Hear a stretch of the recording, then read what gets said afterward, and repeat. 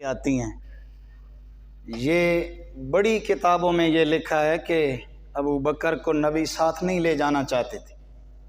یہ تو انہوں نے بھانپ لی، سرکار نے سمجھ لیا کہ ابو بکر کو میری ہجرت کا پتہ چل گیا ہے، تو حضور نکلے تو یہ دوڑ کے پیچھے سے ساتھ مل گئے، حضور نے ساتھ ملا لیا، یہ بعد میں چگلی نہ کھائے، بعد میں کسی کو میرا راز نہ بتائے، اس لیے چلے۔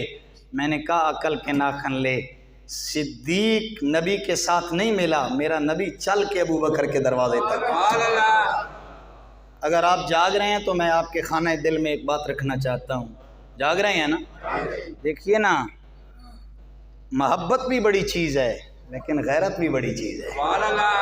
وہ صدیق جو میرے نبی کی بارگاہ کا حاضر باش غلام ہے، ہر وقت حضور کی خدمت میں رہنے والا، آج سو کیوں گیا؟ آج گھر میں کیوں لیٹ گیا؟ وجہ کیا ہے؟ ہر وقت جو حضور کے ساتھ رہتا تھا، آج کیوں لیٹ گیا گھر میں؟ میرے بھائی، مجھے جو بات سمجھ آتے ہے، جس طرح معراج کی رات میرا نبی لیٹ گیا، نہیں پیار سے کہہ سبحان اللہ، میرا نبی لمبی چادر تان کے سو گیا، حالانکہ نبی تو وہ ہے ام المومنین سیدہ عائشہ صدیقہ فرماتی ہیں، لوگوں نبی اتنی عبادت رب کی کرتا ہے حتیٰ تورمت قدماہ، حضور کے پاؤں مبارک میں ورم آ جاتا ہے، لیکن کیا ہوا معراج کی رات نبی سو کیوں گیا؟ پتہ چلا آج یہ مقام ناز ہے، نبی سو گیا، رب نے جبریل کو بلایا، فرمایا جبریل یا ملائکہ کی بارات ساتھ لے جا، آج ہمارا دل کرتا ہے ہمارا محبوب ہماری بارگاہ میں دولہا بن کے آئے۔ نبی خود نہیں گیا، رب نے بلایا ہے، کیونکہ نبی رب کا محبوب ہے۔ جس طرح ابو بکر کو لینے جبریل آیا تھا، رب نے بلایا تھا، اسی طرح ابو بکر خود نہیں گیا، ابو بکر کو لینے میرا نبی گیا ہے۔ ابو بکر کو لینے کون گیا؟ حضور لینے گئے، اور جب دروازہ کھلتا ہے صدیق اکبر سامنے کھڑا ہے، سیدنا صدیق اکبر کو دیکھ کر میرے کریم نے فرمایا اے ابو بکر کب سے کھڑا ہے؟ صدیق عرض کرتی ہے یا رسول اللہ آج سے 4 ماہ پہلے۔ پیار سے کہہ سبحان اللہ یار، اے میرے نبی تجھے یاد ہو کہ نہ یاد ہو، ہمیں یاد ہے وہ ذرا ذرا، ہمیں وہ ساری باتیں یاد ہے۔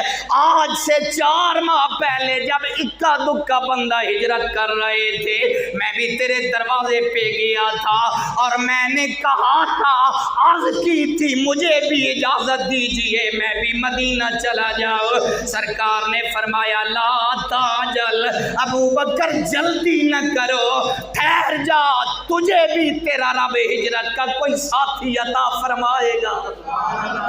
فرمایا اگرچہ ہم تیری محبت میں گرفتار تو ہیں، ہم سرشار تو ہیں، ہم تیرے حسن کے مجنو تو ہیں، لیکن اتنے بھی پاگل نہیں ہیں کہ تیرے اشارے نہ سمجھ سکیں۔ فرمایا یہ بھی بات نہیں ہے، ہم دانائے راز بھی ہیں نا، ہم اشارات بھی سمجھ سکتے ہیں۔ جب آپ نے فرمایا تھا ابو بکر تجھے تیرا رب کوئی ساتھی عطا فرمائے گا، میں نے اس دن سے اپنے گھر کا دروازہ کھولا ہے، اور فرماتے ہیں میں اس دن سے دروازے پہ کھڑا ہوتا ہوں کب وہ وقت آئے میرا نبی میرے گھر میں تشریف لائے۔ فرماتی ہے میں منتظر تھا کب وہ وقت آئے میرا نبی میرے گھر میں تشریف لائے۔ خدا کی قسم آج صدیق کے دروازے پہ میرا نبی آیا، کائنات کے والی کے لیے دروازہ کھولا گیا، اور صدیق اکبر کو میرے کریم نے فرمایا ابو بکر تیرے گھر میں کوئی غیر تو نہیں ہے، ہمیں کوئی دیکھنے والا تو نہیں ہے۔ صدیق اکبر نے عرض کی میرے کریم نبی گھر ابو بکر کا ہو، ابو بکر کے گھر میں مصطفیٰ کے غیر کا کیا کام ہے؟ فرمایا گھر ابو بکر کا ہو، ابو بکر کے گھر میں مصطفیٰ کا دشمن رہ جائے، لیکن ذرا تصور کیجئے ابو بکر کے بیٹوں نے بھی کلمہ نہیں پڑھا، باپ ابو قحافہ نے بھی ابھی تو کلمہ نہیں پڑھا، ابھی تو سارے غیر ہیں، لیکن صدیق کیا کہتا ہے، اے میرے نبی میرے گھر میں تیرا کوئی غیر نہیں ہے۔ سرکار نے فرمایا ابو بکر تیرے غلاموں نے بھی کلمہ نہیں پڑھا، تیرے بیٹوں نے بھی ابھی کلمہ نہیں پڑھا، تیرے باپ نے بھی نہیں پڑھا، یہ تو سارے غیر ہیں۔ صدیق اکبر عرض کرنے لگے اگر کلمہ نہیں پڑھا تو کوئی بات نہیں ہے، یہ میری تربیت کا اثر ہے، کلمہ نہیں پڑھتے تو کوئی بات نہیں، محبت پھر بھی تجھ سے کرتے ہیں۔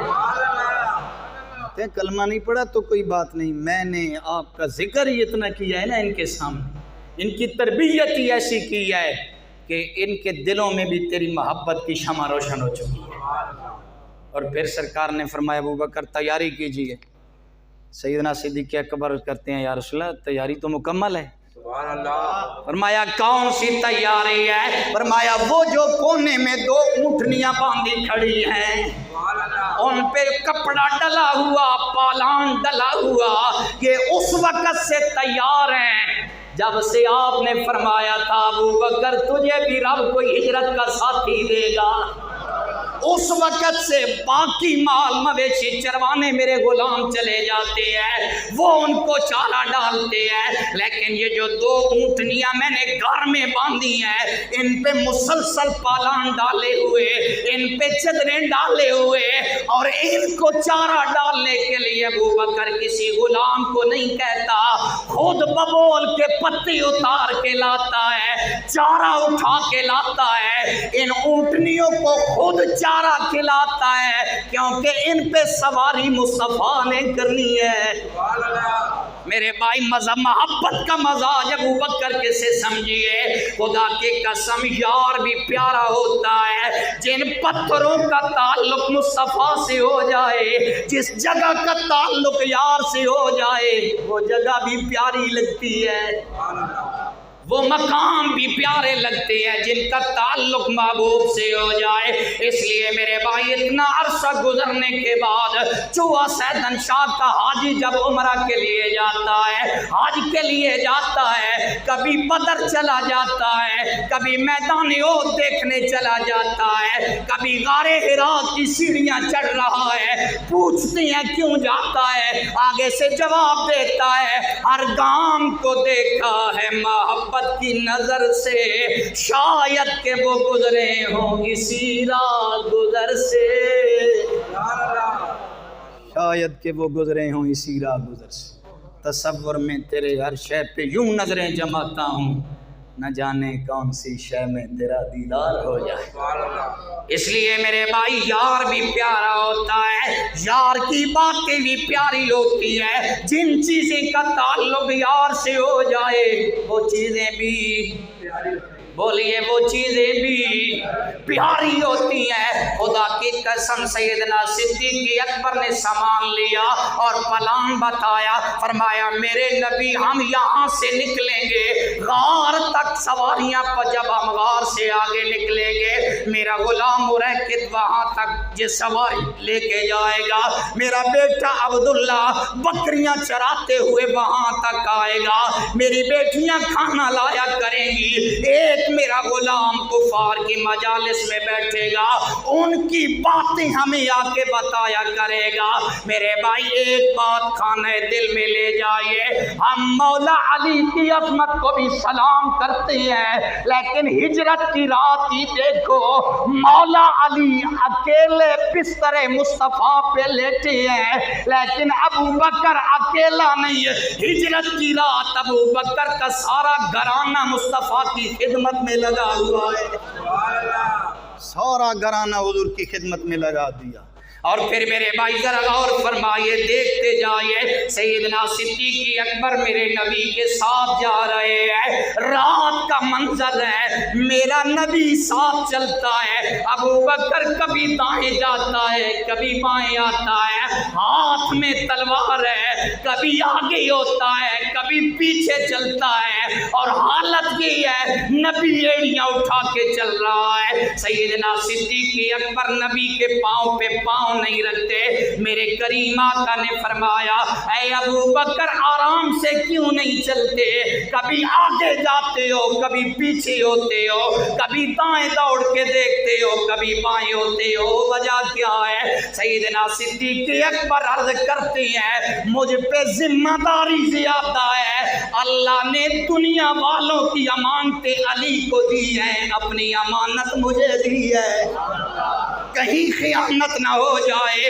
اس امانت کا اتنا خیال ہے، جب غار ثور والا مرحلہ آیا صدیق اکبر میرے نبی کے قدموں کو دیکھ رہا ہے اور نبی ایڑیاں اٹھا کے چل رہا ہے، پورا پاؤں نہیں رکھ رہا۔ جو سیدن شاہ والو مجھے یہ بتاؤ ایسے ماحول میں رات کا منظر ہو، آدمی آگے دیکھتا ہے پاؤں کی جانب کون دیکھتا ہے، لیکن ایسے ماحول میں بھی ابو بکر مصطفیٰ کی ایڑیاں دیکھ رہا ہے۔ حضور آپ پورا پاؤں نہیں رکھ رہے، وجہ کیا ہے؟ فرمایا پتھر ہیں نوکیلے تکلیف دے رہے ہیں۔ صدیق اکبر عرض کرتے ہیں آپ میرے کندھوں پہ آ جائیے۔ صدیق کے کندھوں پہ میرا نبی آیا۔ نفرتیں تقسیم کرنے والوں میں عموماً عرض کرتا ہوں آج ابو بکر کے کندھوں پہ میرا نبی آیا۔ ذرا رک کے دیکھیے، ایک وہ مرحلہ تھا جب مکہ کا فاتح میرا نبی بن کے آ رہا تھا، بتوں سے بیت اللہ کو پاک کیا جا رہا تھا، نبی چاہتا تو اشارہ کر کے بتوں کو گرا دیتا، لیکن سرکار نے اشارہ نہیں فرمایا، فرمایا اے علی میرے کندھوں پہ آ جاؤ۔ کیا فرمایا؟ علی میرے، آپ بولتے نہیں ہیں، پتہ نہیں آپ کو سمجھ نہیں آ رہی، پیار سے کہہ سبحان اللہ۔ میرے بھائی مولا علی کو میرے نبی نے اپنے کندھوں پہ بٹھایا۔ یہ میرے نبی کی تقسیم ہے، نہ کسی کے رقص پہ طنز کر، نہ کسی کے فن کا مذاق اڑا، جسے چاہے جیسے نواز دے، یہ مزاج عشق رسول ہے۔ یہ میرے نبی کی تقسیم ہے، جسے چاہے جتنا چاہے جب چاہے عطا فرمائے۔ خدا کی قسم نفرتیں تقسیم کرنے والوں آؤ محبت کی خیرات بانٹو۔ یہ مصطفیٰ کا غلام ضیاء الامت کا نوکر آپ کو دعوت فکر دے رہا ہے، نفرتیں مٹاؤ محبتیں تقسیم کرو، بس یہی عقیدہ رکھو میرے نبی کی تقسیم ہے، جسے چاہے کندھوں پہ سوار کر کے عزت دے، جسے چاہے کندھوں پہ سوار ہو کے عزت عطا فرمائے۔